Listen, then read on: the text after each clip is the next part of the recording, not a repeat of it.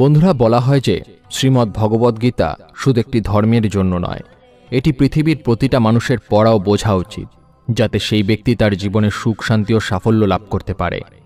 শ্রীমদ্ ভগবদ্গীতায় মোট 18টি অধ্যায় রয়েছে এবং এই 18টি অধ্যায়ে মোট 700টি শ্লোক রয়েছে, যা সংস্কৃত ও শুদ্ধ বাংলা ভাষায় লেখা।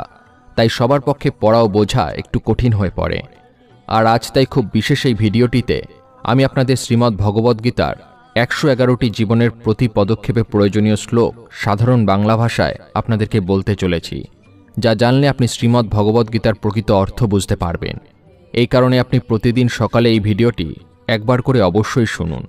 বন্ধুরা, আপনারা যদি এই ভিডিওটি থেকে অধিক করে লাভ পেতে চান, তাহলে অবশ্যই হেডফোন ব্যবহার করবেন।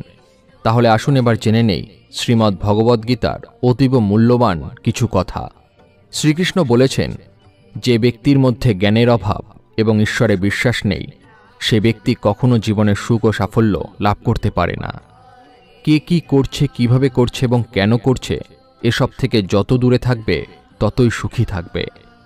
একজন বিবেকবান মানুষ যখন সম্পর্ক টিকিয়ে রাখা বন্ধ করে দেয়, তখন জানবে তার আত্মসম্মানে নিশ্চয়ই কোথাও আঘাত লেগেছে। মোহ বা টান তার উপর অনুভব করো যার উপর তোমার অধিকার আছে। যার উপর তোমার অধিকার নেই, তার উপরে মোহ ও টান অনুভব করা উচিত নয়। যারা অন্যের কষ্ট বোঝে, যাদের মমতা আছে এবং হৃদয় থেকে যারা শুদ্ধ, তাদের আর জন্ম নিতে হয় না। তোমার কর্মই তোমার আসল পরিচয়, নইলে এক নামের তো হাজারো মানুষ হয়।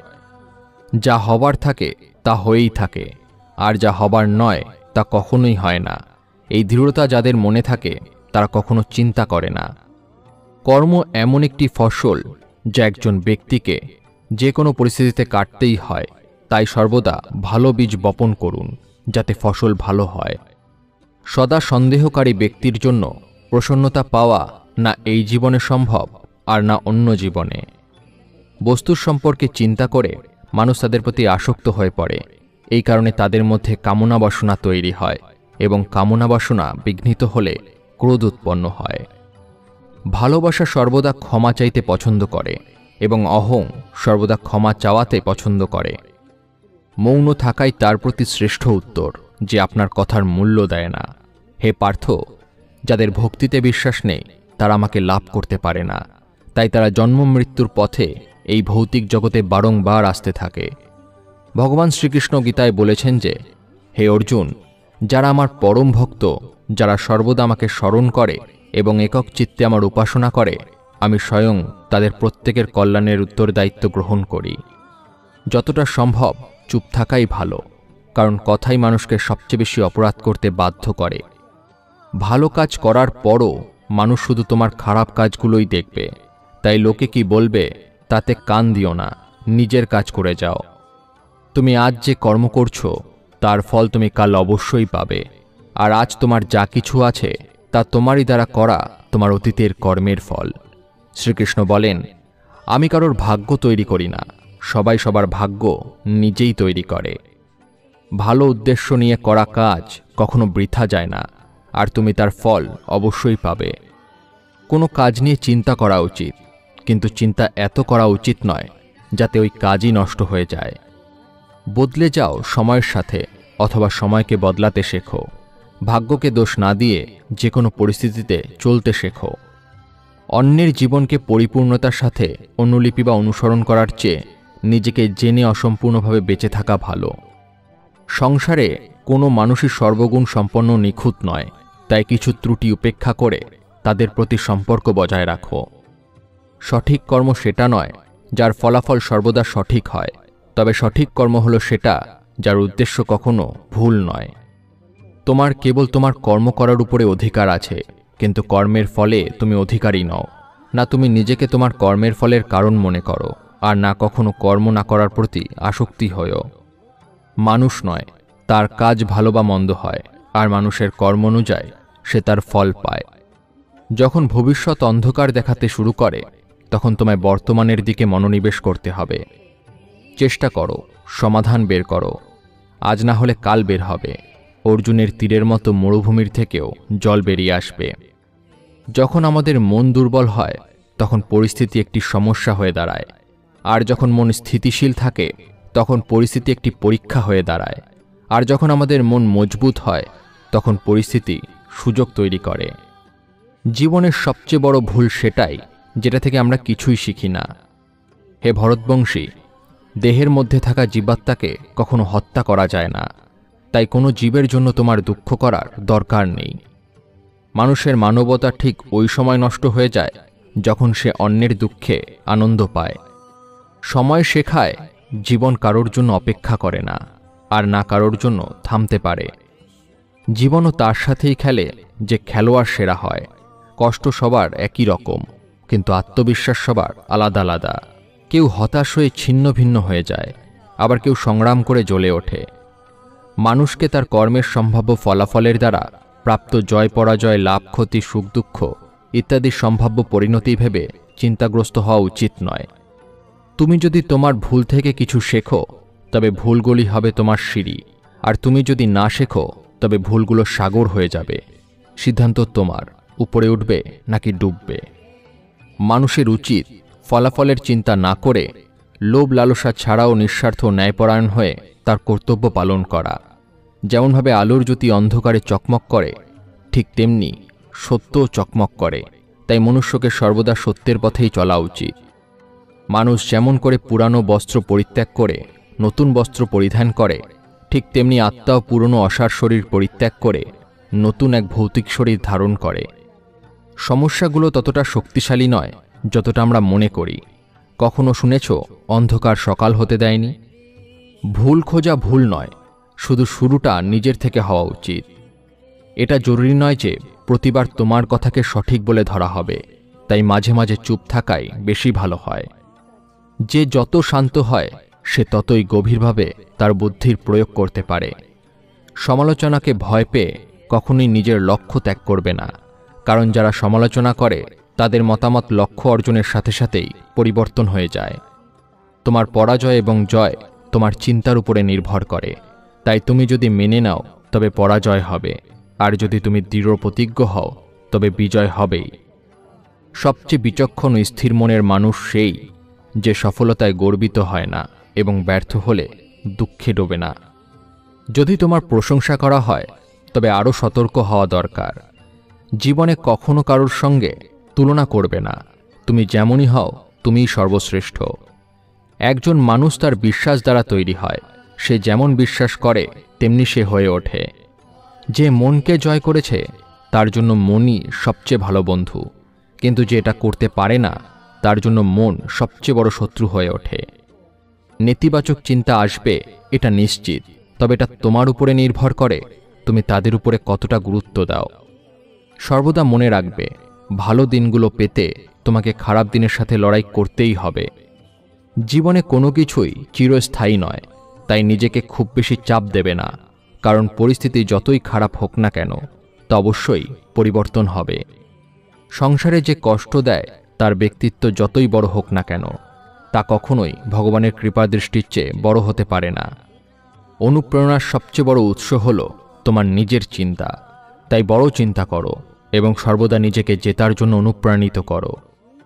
যে মনকে জয় করছে সে ইতিমধ্যেই পরমাত্মাকে লাভ করেছে, কারণ সে শান্তি লাভ করেছে। এমন ব্যক্তির কাছে সুখ দুঃখ, শীত গরম এবং সম্মান অসম্মান সব সমান। অসুবিধাগুলি কেবলমাত্র সেরা মানুষের কাছেই আসে, কারণ তারাই তাদের সর্বোত্তম উপায়ে কার্যকর করার ক্ষমতা রাখে। কেউ যাই বলুক না কেন নিজেকে শান্ত রাখো, কারণ সূর্য যতই উজ্জ্বল হোক না কেন সমুদ্র শুকিয়ে যায় না। যেখানে তোমার কোনো মূল্য নেই সেখানে থাকা অন্যায়, সেটা কারোর ঘর হোক বা কারোর মন। যারা মনকে নিয়ন্ত্রণ করতে পারে না তাদের জন্য মন শত্রুর মতো কাজ করে। যখন কারোর জীবনের সবকিছু শেষ হয়ে যায় তখনই সৃষ্টি কোনো না কোনোভাবে তাকে কারো কাছে পাঠায় তার আঙুল ধরতে। তারই নাম হল শ্রীকৃষ্ণ। মানুষকে তার কর্মের সম্ভাব্য ফলাফলের দ্বারা প্রাপ্ত জয় পরাজয়, লাভ ক্ষতি, সুখ দুঃখ ইত্যাদি সম্ভাব্য পরিণতি ভেবে চিন্তাগ্রস্ত হওয়া উচিত নয়। জলে ভাসমান নৌকাকে যেমন ঝড়ের আঘাতে তার লক্ষ্য থেকে দূরে নিয়ে যায়, ঠিক তেমনি আনন্দ মানুষকে ভুল পথে নিয়ে যায়। আত্মা তার পুরনো শরীর ঠিক সেইভাবেই ত্যাগ করে যেভাবে মানুষ তার পুরানো বস্ত্র খুলে নতুন বস্ত্র পরে। সময়ের আগে প্রাপ্ত জিনিস তার মূল্য হারায়, এবং সময়ের পরে প্রাপ্ত জিনিস তার গুরুত্ব হারায়। যারা বুদ্ধি ত্যাগ করে আবেগে ভেসে যায়, সবাই তাদের বোকা বানাতে পারে। পৃথিবীর সামনে যে জেতে, শুধু সেই বিজয়ী হয় না, যে জানে কোন সম্পর্কের সামনে কখন কোথায় হারতে হবে, সেও বিজয়ী হয়। হে অর্জুন, একজন ব্যক্তি যা ইচ্ছা তাই হতে পারে যদি সে অবিরত বিশ্বাসের সাথে কাঙ্ক্ষিত জিনিসের উপরে ধ্যান করে। নিজেকে কখনো দুর্বল মনে করো না। পড়ে গেলে ওঠার চেষ্টা করো, লড়াই করো, পূর্ণ নিষ্ঠার সাথে তোমার দায়িত্ব পালন করো। বাকি সব আমার উপরে ছেড়ে দাও। তোমার কষ্টের জন্য পৃথিবীকে দোষারোপ করো না, তোমার মনকে বোঝাও।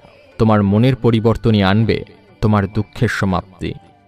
তোমার নিজের ইচ্ছার শক্তির মাধ্যমে নিজেকে নতুন আকার প্রদান করো। কখনো নিজেকে নিজের ইচ্ছার দ্বারা অপমানিত করো না। ইচ্ছা তোমার পরম বন্ধু হতে পারে, আবার পরম শত্রুও। সময় কখনো সবসময় এক সমান থাকে না, তাদেরও কাঁদতে হয় যারা অকারণে অন্যকে কাঁদায়। প্রতিদিন ভালো নাও হতে পারে, কিন্তু প্রতিদিনের মধ্যে অবশ্যই ভালো কিছু থাকে। ধৈর্য ধরো। জীবনে কখনো কখনো ভালো ফল পেতে তোমাকে সবচেয়ে খারাপ সময়ের মধ্যে দিয়ে যেতে হবে। কান্না থামাও, নিজেই নিজের সমস্যার সাথে লড়াই করতে শেখো। কারণ যারা সঙ্গ দেয় তারাও শ্মশান পর্যন্তই সঙ্গ দিতে পারে, তারপরে নয়।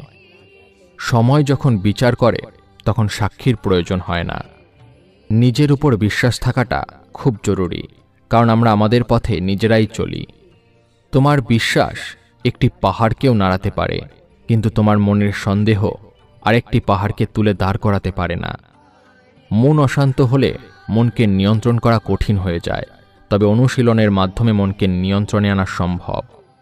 অহংকার আর সংস্কারের মধ্যে পার্থক্য আছে। অহংকার অন্যের মাথা নত করে খুশি হয়, সংস্কার স্বয়ং মাথা নত করে খুশি হয়। সেবা সবার করো, কিন্তু আশা কারোর কাছে রেখো না। কিন্তু সেবার প্রকৃত মূল্য একমাত্র ভগবান দিতে পারে।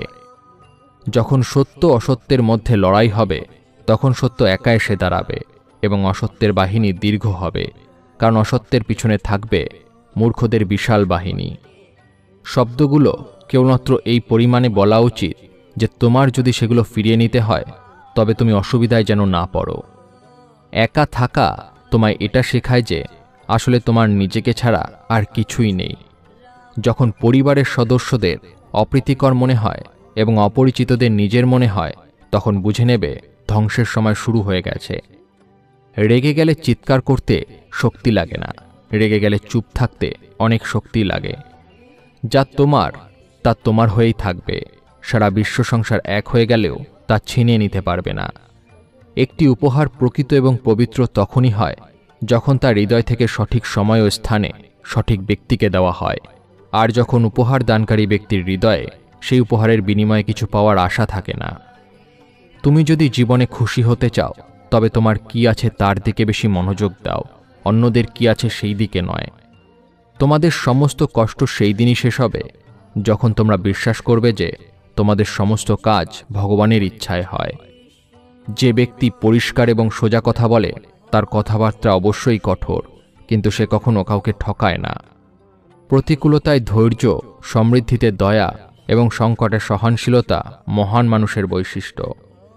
স্বর্গ লাভ করে বহু বছর সেখানে বসবাস করার পর একজন ব্যর্থ যোগী আবার ধার্মিক ও সমৃদ্ধ পরিবারে জন্মগ্রহণ করে। এই সংসারের দুই প্রকারের ব্যক্তিরা স্বর্গের উপরে দরজা পায়। এক, যারা ক্ষমতাবান হয়েও ক্ষমা করা জানে, আর দ্বিতীয়, যারা স্বয়ং দরিদ্র হওয়া সত্ত্বেও দান করে। প্রেম শরীর ও সৌন্দর্য দেখে হয় না, প্রেম হৃদয় থেকে আসে। যেখানে দুটি হৃদয় মিলিত হয়, সেখানেই ভালোবাসার জন্ম হয়। কোনো ব্যক্তিকে ভালোভাবে না জেনে অন্যের কথা শুনে তার সম্পর্কে কোনো অনুমান করা বোকামি।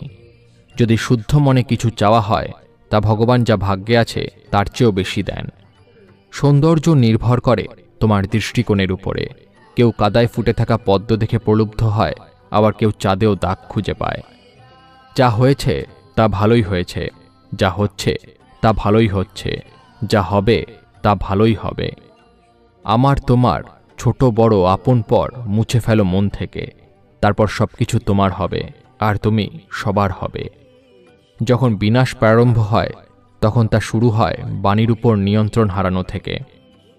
জীবনের শেষ বলে কিছু হয় না, আমাদের জন্য সবসময় একটি নতুন শুরু অপেক্ষা করে।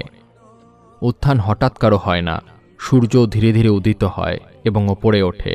যার ধর্ম তপস্যা আছে সেই পৃথিবীকে আলোকিত করে। যা ভালো তা গ্রহণ করুন, যা খারাপ তা বর্জন করুন। তার চিন্তা, কর্ম বা মানুষ যাই হোক না কেন, মন্দ বড় হোক বা ছোট হোক, সবসময় ধ্বংস ডেকে আনে। কারণ নৌকার গর্ত ছোট হোক বা ভালো, তা নৌকাকেই ডুবিয়ে ছাড়ে। আমি ব্যক্তিগতভাবে আমার পরম ভক্তদের কল্যাণের দায়িত্ব নেই, যারা সর্বদা আমাকে স্মরণ করে বা শুদ্ধ মনে আমাকে পূজা করে। যে দান বিনা সৎকারে কুপাত্রকে দেওয়া হয়, সেই দানকে তমস দান বলা হয়। পরিবার বা সমাজ দুটোই ধ্বংসের পথে চলে যায় যখন জ্ঞানী ব্যক্তি নীরবতা পালন করে আর অজ্ঞানী বলতে থাকে। হে অর্জুন, যে ব্যক্তি পূর্ণ বিশ্বাসের সাথে কোনো দেবতার পূজা করতে চায়, আমি সেই দেবতার প্রতি তার বিশ্বাস দৃঢ় করে দেই। তুমি ফিরে যেতে পারবে না আর শুরুকে পরিবর্তন করতে পারবে না, কিন্তু তুমি যেখানে আছো সেখান থেকে শুরু করতে পারো আর শেষকে অবশ্যই পরিবর্তন করতে পারো। যখন আশা ভঙ্গ হতে শুরু করে আর কোনো পথ দেখা যায় না, তখন অবশ্যই একবার ভগবদ্গীতার আশ্রয় নেবে। বন্ধুরা, ভিডিওটি দেখে যদি ভালো লাগে অবশ্যই কমেন্টে জয় শ্রীকৃষ্ণ লিখবেন। ভিডিওটি দেখে যদি ভালো লাগে তাহলে অবশ্যই একটি লাইক করুন এবং অন্যের সাথে শেয়ার করুন, যাতে তারাও ভিডিওটি দেখে উপকৃত হয়। ধন্যবাদ।